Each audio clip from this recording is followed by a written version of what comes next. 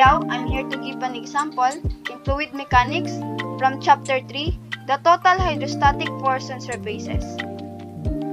A stone weighs 110 pounds in air. When submerged in water, it weighs 70 pounds. Find the volume and specific gravity of the stone. So the solution, buoyancy force is equal to the weight.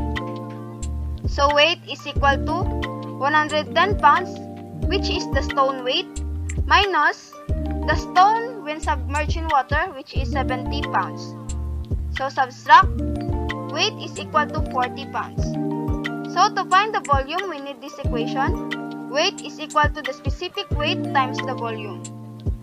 So 40 pounds is equal to 62.4 pounds per cubic feet, which is the constant specific weight of water. So, simplify.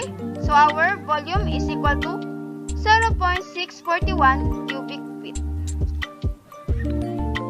Then, to find the specific gravity of the stone, we need this equation. Specific gravity is equal to weight of stone in air over weight of equal volume of water.